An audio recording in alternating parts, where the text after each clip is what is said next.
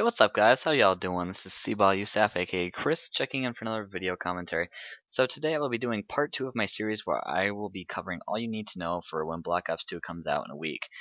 And today I'm going to be talking about the 4 LMGs that Treyarch has put into the game, as well as giving my opinions on how I think they'll perform and all the attachments that are available to the 4 LMGs. And the first LMG I'm going to be covering is the Mark 48, which has a very slow fire rate, low recoil, and high damage. And this looks like, I think this might be one of my favorite LMGs in the game, because I always like that LMG in the COD series that's got a slower fire rate but it makes up for it with low recoil and high damage, because it's pretty good at long range, and as long as you keep yourself in those long range engagements, it's a beast. So look for that one to be a good LMG if you want to be shooting people at longer ranges.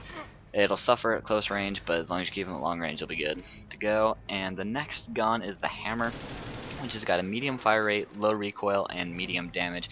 However, this gun does have one unique characteristic that we've never seen on any gun in the COD series before, which is the fact that as you fire, as you sustain fire, your fire rate goes down. So if you're holding down the trigger, the longer you hold it down, the lower the fire rate will be, which you might be like, well, why would you want the fire rate to go down? And if the fire rate decreases, your recoil will in turn decrease, which is going to be very helpful if you're trying to shoot somebody at long range and you just can't seem to get that last bullet that you need on them to kill them. So this would be a very helpful tool if you're shooting people at long ranges. However, I do think could be a little bit of a hinder on the gun at close ranges, where you're just trying to spam a choke point with bullets and make it so the enemy can't push through it, just because if you're at closer range you want your fire rate to stay high, because the recoil is not really going to be a problem, and it might make it so somebody can sneak through the choke point and kill you before you finish them off, which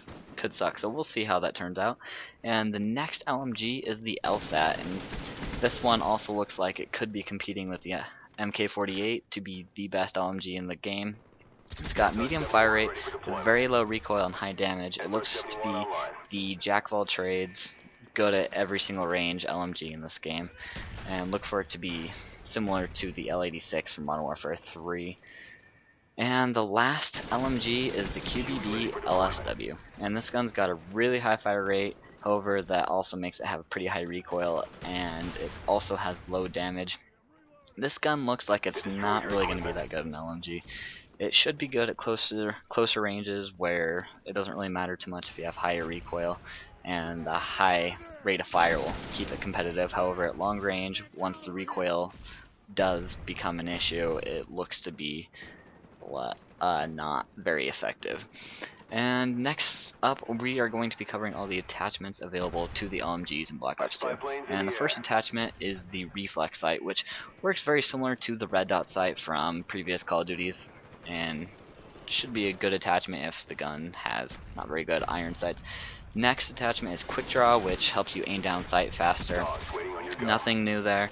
Could be pretty helpful on LMGs if you're trying to have a more aggressive role. Next attachment is the suppressor. Again, nothing new here, we've seen it before. However, one thing I am interested to see is if any of the LMGs in Black Ops 2 act the same as the L86 from Modern Warfare 3, where adding a suppressor did not diminish your damage over range, which was a very helpful tool for keeping off the radar while not losing damage. So I'm interested to see if any of the guns have that characteristic again. Next up, we got the extended clip, which adds more bullets to the mag. I'm kind of interested to see if it does what Modern Warfare 3 did, where it also adds more bullets to your total count that you got in your inventory. That would make it very helpful. I think it already will be a pretty helpful attachment on LMG, so just because you're going to spam the trigger a lot. Next up, we got the foregrip, which reduces recoil. Looks like it could be a helpful attachment if you're rocking rapid fire, or if you're trying to use the QBB. Next up, we got the ACOG.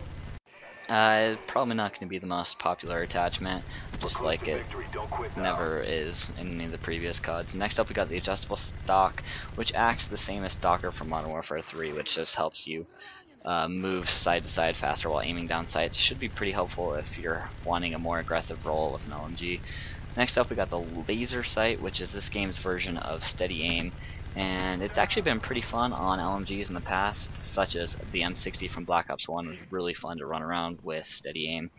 Next up we got the FMJ attachment, which adds your penetrating power through walls and other surfaces, and this will definitely be a very useful attachment for LMGs, which are already pretty good at shooting people through walls. Next we got the target finder, which highlights enemies with a red box around them as they enter your screen, and that could be pretty helpful for if you're not as good at spotting people. Next up we got the hybrid optic, which I'm kind of interested to try out and see how it works, because I didn't like it too much in Modern Warfare 3, didn't think it was too useful, but you never know, it could be useful in this game. And we got the rapid fire is the next attachment, which could help out the Mark 48, which has got a little bit of a slower fire rate.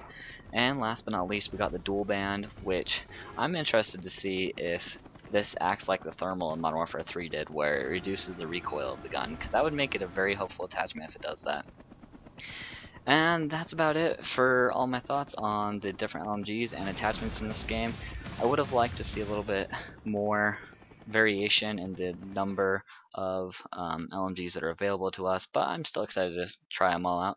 And if you guys have any feedback or suggestions, leave it down in the comment section below. I'd love to hear from you guys.